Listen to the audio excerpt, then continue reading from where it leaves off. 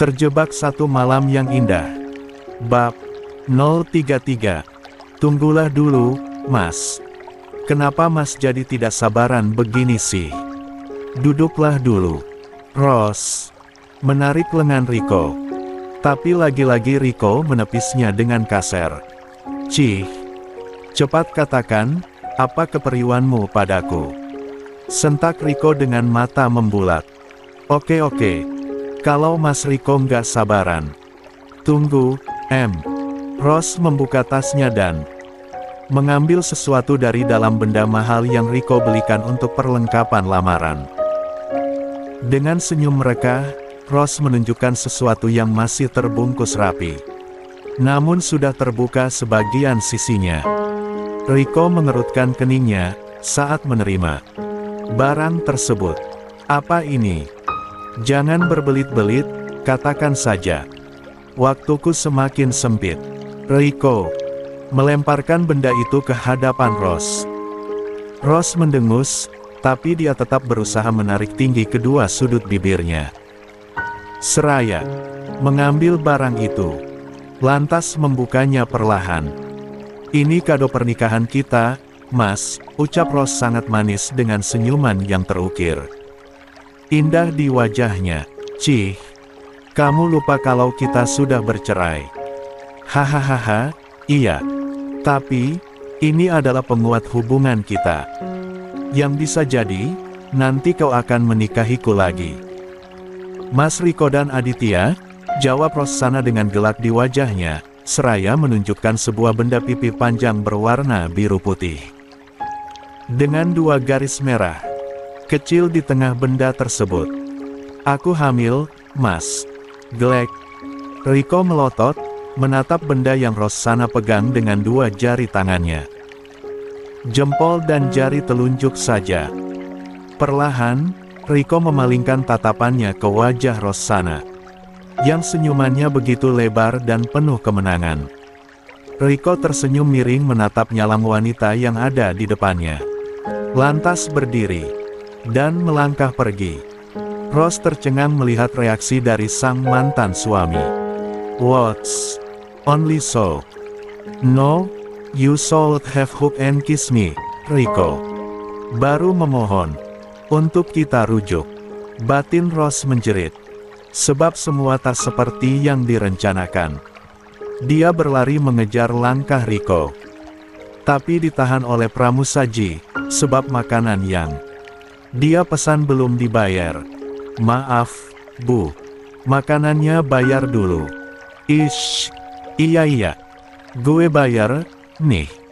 Umpat Rose seraya melemparkan 3 lembar uang kertas berwarna merah ke wajah pramusaji tersebut. Pramusaji itu hanya geleng-geleng kepala melihat sikap judes Rossana. Sementara Rose sampai keseleo saat salah injak anak tangga di depan pintu masuk. Alhasil, dia harus terseok-seok mengejar Riko, yang melangkah dengan penuh wibawa. Au, sial. Matanya terus menatap Riko yang sudah sampai ke mobilnya. Sementara tangannya memegangi pahanya, sebab nyeri di pergelangan kakinya sungguh luar biasa. Sakitnya. Mas, tunggu. Pekiknya, seraya menyeret kakinya. Lantas merengkuh tangan Riko dan mencekalnya sekuat yang Rose bisa. Shit. Pergi, jangan ganggu lagi. Sejak awal Mama ngenalin aku ke kamu, aku udah bisa baca kalau kamu itu perempuan gatel, yang hanya cari kambing hitam untuk menutupi kedokmu yang sudah seperti sampah. Umpat Riko dengan mata yang menyala. No, I'm not like that. Itu semua terjadi sudah sangat lama, Mas. Ini benar-benar benih kamu. Please, kita harus rujuk, Mas. Kumohon, rengek Rose memohon seraya menarik-narik tangan Riko.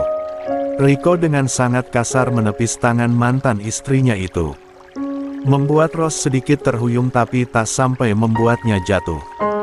Rose kembali merengkuh tangan Riko yang sedang memegang pintu mobilnya. Terserah. Yang jelas, Aku tidak percaya sama sekali dengan semua tipuanmu. Kecam. Riko dengan mata menyipit namun sorotnya bagaikan pedang yang berkilau tajam. Mas, ini anak kita, mohon Rose sekali lagi. Tapi, Riko justru tergelak mendengar kalimat yang keluar dari bibir Rose. Dan, mendorong kasar Rose yang terus saja mencoba mendekatinya. Kamu pikir aku setolol itu, ha? Tapi ini serius anak kamu, Mas. Ish, minggir. Jangan pegang-pegang. Buktikan kalau itu milikku. Kamu dokter, bukan? Jadi, kamu tahu apa yang harus kamu lakukan. Jika kamu tak memiliki bukti yang kuat, jangan harap aku akan mengakuinya, sengit Riko, yang dengan cepat masuk ke mobilnya. Tidak bisa begitu, Mas. Kita melakukannya sore itu, dan ini, Rose menjambak rambut panjangnya seraya menghentakkan kakinya ke lantai. Sebab Riko tak menggubrisnya sama sekali. Pria itu melajukan kendaraannya dan melesat jauh meninggalkan Rose sana yang terbakar hatinya. Wanita itu semakin geram dengan keadaan ini. Tapi, dia tidak frustasi sama sekali. Masih ada jalan lain, untuk membuat Riko kembali padanya, pikir Rossana dengan seringai. Di ujung matanya, kita lihat, Mas. Kau akan bertekuk lutut padaku, gumamnya penuh keyakinan. Sementara itu, Nenek Clara sedang bersama Kinan dan Ernia. Nenek tua itu terlihat bahagia dengan ulas senyum Ernia yang semakin hari semakin membuatnya terlihat cantik dan anggun. Kuma, apa kamu tidak ingin tahu siapa ayah biologis anak tersebut? Tanya Nenek Clara dengan hati-hati. Ernia tersenyum tipis, menanggapi pertanyaan sang nenek. Dia berharap yang bertanya adalah Riko atau Awan. Tapi, sampai kini Kinan sudah semakin aktif dan berusia hampir 3 bulan. Kedua pria itu tak ada yang datang dan bertanya. Nanti, Nek, kalau Ki sudah mau sekolah, Kuma pasti butuh data lengkapnya untuk kebutuhan administrasinya. Kalau sekarang, Kuma masih ingin fokus dengan usaha dulu. Biar tabungannya cukup buat sekolah Kinan, aku Ernia santai. Seraya menyiangi sayur mayur di dapur. Nenek Clara tersenyum manis. Dia hanya mengangguk dan menyerahkan semua keputusan pada sang cucu. Sementara Ernia melirik sang nenek dengan senyum getir dan helaan nafas panjang yang terasa sesak. Tapi, aku memang harus melakukannya, bukan? Aku juga perlu tahu, darah daging siapa Kinan. Aku berharap, Kinan adalah anak Mas Riko. Hati Ernia bermonolog. Dia tersenyum tipis, lantas membawa sayur mayur yang telah usai ia siangi, menyerahkan ke ibu-ibu yang membantunya memasak di dapur. Setelah itu, dia harus segera ke rumah sakit. Sesampainya di rumah sakit, Ernia langsung masuk ke ruangan Gladys. Membersihkan tubuh sang kakak, seraya mengajaknya berbincang. Meski dia hanya berbicara sendiri, tapi dia suka melakukan itu. Setelah selesai, dia meninggalkan ruangan itu, setelah menyapa lembut kening sang kakak. Kak, baru datang. Sapa Ernia, saat dia keluar dan melihat Awan duduk di kursi tunggu. Sekitar 15 menit yang lalu. Kata perawat jaga, kamu masih ada di dalam. Jadi aku putuskan untuk menunggu. Oh, ya sudah. Silakan kalau kakak mau masuk, aku tinggal ya kak, sahut Ernia. Berpamitan. Cegah Awan. Ernia menghentikan langkahnya dan menoleh menatap kakak iparnya. Iya, kak. Ada. Apa? Kamu mau kemana? Tanya Awan penasaran. Kinan mana? Ki ada di rumah. Aku ada urusan sedikit yang harus aku selesaikan. Jadi, sengaja Ki aku tinggal di rumah bersama pengasuhnya. Ada nenek juga di rumah. Sahut Ernia. menjelaskan. Mau aku temani? Tawar Awan. Ernia mengerutkan keningnya, lantas tersenyum tipis dan menggeleng. Tidak perlu, Kak. Aku bukan anak kecil yang harus ditemani kemana-mana, bukan. Lagi pula, aku terbiasa sendiri. Jadi, terima kasih banyak. Mari, Kak, balas Ernia, yang setelahnya dia lantas pergi meninggalkan Awan. Tapi, Awan menatap Ernia hingga wanita itu hampir tak terlihat. Entah mengapa, hatinya tergerak untuk mengikuti langkah Ernia. Benar saja, pria itu diam-diam membuntuti Ernia. Hingga dia berhenti saat melihat Ernia ada di sebuah poli. Ngapain Ernia? Apa dia sakit? Gumam Awan, penasaran dengan yang dilakukan oleh adik iparnya itu. Awan masih memperhatikan Ernia dari jauh. Saat Ernia melangkah ke arahnya, gegas Awan bersembunyi, dan membiarkan wanita Q itu berlalu darinya. Dan hanya bisa memandangi punggungnya hingga menghilang. Sementara itu, Ernia yang kembali ke ruangan sang kakak, menghela nafas seraya duduk di kursi tunggu. Hingga tanpa sadar dia tertidur di kursi tunggu seraya memegangi kertas yang ia dapat dari poli yang datangi tadi. Kinan Kesuma. Lirih Awan, saat ia mengintip kertas yang terbuka dalam genggaman. Ernia. Untuk apa dia mendaftarkan nama Kinan? Apa Kinan sakit? Gumamnya. Dia ingin mengambil kertas itu, tapi Ernia terlanjur membuka matanya. Lantas menggeragap, sebab kaget ada Awan di hadapannya. Kakak sudah keluar. Ada yang ingin aku bicarakan sama kakak. Kalau tidak mengganggu kesibukan, kakak, ujar Ernia seraya menundukkan wajahnya. Katakan, Ernia, ada apa? Ini di rumah sakit, memangnya aku sibuk apa? Sahut Awan, dengan antusias. Ernia tersenyum samer, lantas berdeham. Dia memberikan kertas yang dia pegang sedari tadi kepada Awan, dengan perasaan yang berdebar-debar tak menentu. Apa kakak bisa membantuku? Ucap Ernia dengan wajah tertunduk. Awan meneguk salivanya berat. Wajahnya menghangat, dadanya ikut berdebar sangat kuat. Tatapan mereka beradu pandang dengan kecamuk masing-masing. Iya, Dengan senang hati, sahut Awan cepat, memotong kalimat yang akan Ernia ucapkan padanya. Ernia sontak menarik tinggi kedua sudut bibirnya, dan segera berdiri, diikuti oleh Awan. Mereka lantas berjalan beriringan dengan jarak lebar. Jantung Awan berdetak tak biasa. Sungguh, ada yang berloncatan di dalam dadanya. Hufet, apa yang aku rasakan?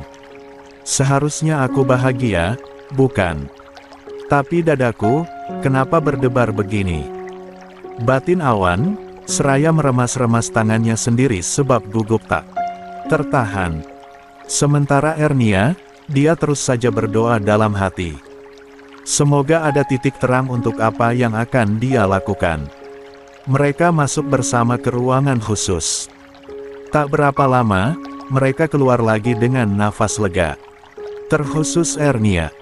Tapi, berbeda dengan Awan. Wajahnya terlihat sangat panik dan khawatir. Terima kasih banyak, Kak. Besok aku kabari hasilnya. Sekarang aku harus segera pulang. Ada pesanan masuk 300 box makan siang. Jadi aku harus membantu di rumah. Kalau tidak, pasti akan keteteran sekali mereka. Ernia tersenyum seraya berpamitan pada kakak iparnya. Baik, biar besok aku yang ambil hasilnya, Aku antar setelah membersihkan gela. Gantian ya, besok biar aku saja yang melakukannya. Aku suaminya, aku yang bertanggung jawab untuk itu, bukan? Ujar Awan. Ernia mengangguk, baik Kak. Jika kakak mau begitu. Kalau begitu, Aku pergi dulu. Assalamualaikum, pamit Ernia. Awan menghela nafasnya panjang. Seraya mengurut dadanya perlahan. Nafasnya begitu panjang, seraya berjalan menjauh. Sementara itu, tanpa mereka tahu, ada sepasang mata yang sedang mengintai pergerakan Ernia dan Awan sejak tadi. Oh, jadi mereka melakukannya. Aku harus bergerak lebih cepat. Aku akan cari tahu lebih dulu, sebelum Ernia mendapatkan hasilnya. Seringai di matanya menampakkan kebencian yang terikat dalam. Sementara itu, Ernia pulang dengan mengendarai sepeda motor roda 2. Agar lebih cepat sampai ke rumah, pikirnya. Dengan hati-hati dan senantiasa berzikir dalam hati, Ernia memutar tuas gas di tangannya dengan fokus yang bagus. Hingga cukup 20 menit saja, Ernia sudah sampai di kediamannya. Dia segera berjibaku dengan ibu-ibu yang bekerja di dapur. Sebab siang ini sebelum pukul 11.30 pesanan itu harus sudah diantar. Bu, lalapan kurang kayaknya, ujar Ibu Wati, salah satu orang yang bekerja dengan Ernia. Di kulkas abis ya, Mbak? Tanya Ernia. Tinggal sekilo, Bu. Jadi sepertinya kurang, deh, sahut Ibu Wati lagi. Ya sudah, aku telepon Linda, dia sebentar pulang katanya. Biar dia mampir ke warung. Mereka segera menyelesaikan semua pesanan-pesanan itu. Hingga saatnya mengantarkan pesanan tersebut. Telepon masuk di ponsel Ernia. Dia bergegas mengangkatnya. Selamat siang, Assalamualaikum. Apa benar ini dengan Ibu Ernia? Tanya suara seorang perempuan dari seberang ponsel. Iya, betul. Dengan siapa ini ya? Ada yang bisa saya bantu? Sahut Ernia. Begini, Ibu. Pimpinan kami meminta pesanannya diantar sekarang. Tapi, beliau meminta agar Ibu sendiri yang mengantarkannya. Ernia menghela nafasnya panjang. Lantas menatap Kinan, yang terlelap dalam gendongan pengasuhnya. Baik, setengah jam lagi saya sampai, jawab Ernia menyetujui. Sambungan telepon terputus. Ernia kembali menghela nafasnya panjang. Dia gegas menuju lemari pendingin khusus untuk menyimpan ASI-nya. Lantas bernafas lega. Masih cukup untuk 2 jam ke depan. Mbak Asi, aku pergi dulu ya. Semoga bisa langsung pulang. Kalau kirewel, kamu hubungi aku segera, oke? Ujar Ernia seraya meraih kunci mobilnya yang ia gantung di samping lemari pendingin di dapurnya. Siap, Bu. Kinan anteng banget kok. Ini tinggal taruh di ayunan, setelah itu pasti langsung makin lelap. Ibu tenang saja, sahut Asih, pengasuh baby Kinan. Baiklah, aku pergi dulu, ya. Setengah jam kemudian, dia sampai di gedung tinggi yang memesan makan siang darinya. Dibantu 2 orang satpam, juga 2 orang karyawannya. Ernia mendorong box-box berisi kudapan itu menggunakan troli yang ia siapkan sendiri. Permisi, kami mau antar pesanan atas nama Bapak Rangga, ujar Ernia kepada karyawan yang bekerja di bagian informasi. Baik, Ibu. Sudah ditunggu di lantai 45, meeting room, sahut si karyawan. Baik, terima kasih informasinya. Permisi, balas Ernia.